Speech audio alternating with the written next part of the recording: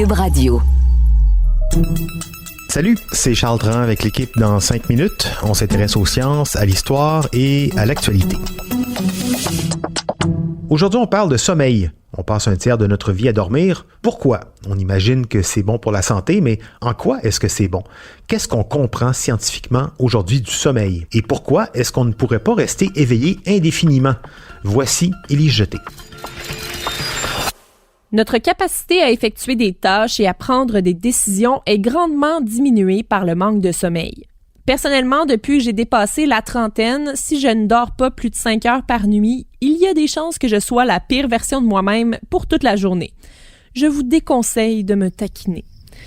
Mais ce ne sont pas seulement les humains qui dépendent du sommeil. Même les animaux et les oiseaux qui volent continuellement pendant des mois doivent se reposer.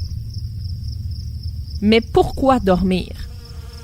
Le magazine The Scientist utilise l'exemple de l'abeille. Les abeilles ont besoin d'autant de sommeil que nous. Si on les force à être éveillées la nuit, elles sont gravement affectées. L'abeille communique à l'aide d'une danse précise qui ressemble un peu à une charade. C'est comme ça qu'elle indique aux autres abeilles où trouver de la nourriture. Si l'abeille a mal dormi, ses mouvements sont moins précis et par conséquent, elle donne de mauvaises directions.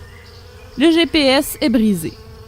Si vous faites la fête toute la nuit au lieu de dormir, le lendemain, vous allez être moins réactif et vous allez avoir plus de mal à jouer à un jeu qui nécessite de réfléchir, de résoudre, de comprendre.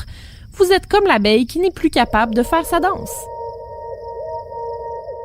Même les oiseaux qui passent des semaines ou des mois à voler en continu ne peuvent pas se passer de sommeil. Des chercheurs ont installé des enregistreurs d'ondes cérébrales portables sur de grandes frégates pour confirmer la croyance commune selon laquelle les oiseaux peuvent dormir en volant.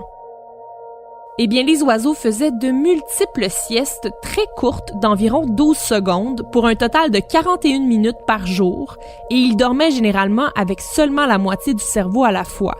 Ce serait le fun de pouvoir dormir à moitié chez les humains aussi, on pourrait accomplir tellement de choses. Et de retour sur la terre ferme, les oiseaux récupéraient. Ils dormaient plus de 12 heures par jour. Les scientifiques pensent que tous les animaux dotés d'un système nerveux central doivent dormir, mais pas seulement ceux-ci. Même les méduses, qui ont un système nerveux simple et diffus et qui n'ont pas de cerveau, entrent dans un état de sommeil la nuit et deviennent somnolents le lendemain si leur repos a été dérangé. Autrefois, on pensait qu'une sorte de toxine s'accumulait dans le cerveau pendant nos heures d'éveil et que la seule façon de s'en débarrasser, c'était de dormir. Mais aucune toxine du genre n'a été trouvée. Aujourd'hui, certains chercheurs pensent qu'on épuise nos réserves de grosses molécules essentielles au fonctionnement du cerveau, comme les protéines, l'ARN et le cholestérol, et qu'on a besoin de dormir pour que toutes ces molécules se reconstituent. La science a aussi démontré que le sommeil nous aide à consolider nos souvenirs en déplaçant les informations importantes vers une zone de stockage à long terme. De nombreuses expériences ont démontré que nos souvenirs sont plus forts si on a dormi entre l'apprentissage et le moment où on essaie de s'en souvenir. Ce n'est pas une mauvaise information à connaître si on songe à entrecouper de siestes des séances d'études, par exemple. Le sommeil joue aussi un rôle sur les synapses, les connexions entre nos neurones. Ces connexions-là deviennent plus fortes au fur et à mesure qu'on retient des informations.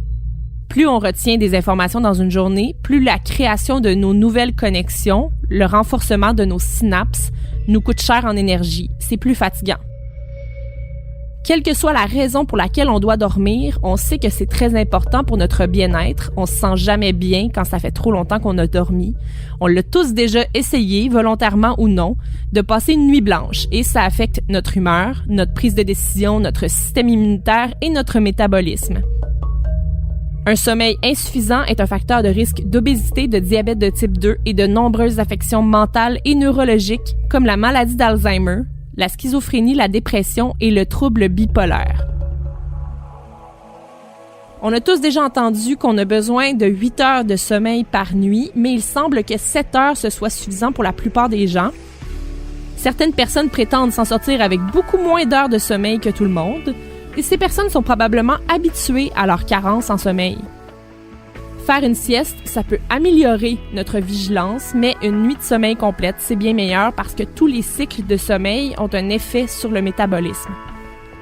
Durant les années 80, des études ont montré que des chiots mouraient si on les empêchait de dormir durant 4 à 6 jours. Chez les rats, ça prenait 2 à 4 semaines. En Chine, un homme est mort en février 2011 après avoir passé 72 heures devant son ordinateur sans dormir. Peu importe votre attachement à Fortnite, arrêtez-vous de temps en temps pour dormir, OK? Des petits trucs pour bien dormir, se coucher et se lever à la même heure tous les jours, dans une pièce fraîche mais pas froide. Baissez l'intensité de vos lumières avant de vous coucher parce que la lumière supprime la sécrétion de mélatonine, qui est une hormone qui nous rend somnolents. Évitez la lumière bleue des téléphones et des ordinateurs portables avant de vous coucher. La télévision n'est pas si mal si vous êtes à une bonne distance. Évitez l'alcool, c'est un sédatif et la sédation, ce n'est pas du sommeil. Même un verre en début de soirée peut affecter votre sommeil dans la seconde moitié de la nuit. Même chose pour la cigarette et le café. Ouais, c'est pas pour rien, en tout cas, que la privation de sommeil, c'est également une technique très répandue de torture. On l'a souvent cité comme l'une des techniques les plus populaires dans la prison militaire américaine de Guantanamo. Plus récemment, Alexei Navalny, l'opposant russe de Vladimir Poutine emprisonné, se disait, par l'entremise de ses proches, lui aussi soumis aux techniques de torture par privation de sommeil. Pour certains qui trouvent que la vie est trop courte et qu'on passe trop de temps à dormir et que c'est bien dommage, on peut peut-être se consoler en se disant que la privation de sommeil sur le long terme, c'est ça, ça raccourcit la durée de la vie. Hein? Donc, on peut pas l'éviter. Aussi bien en profiter, il n'y a pas grand-chose de plus satisfaisant en plus qu'un réveil avec la sensation d'avoir bien dormi. Merci, Élie Jeté. C'était en 5 minutes.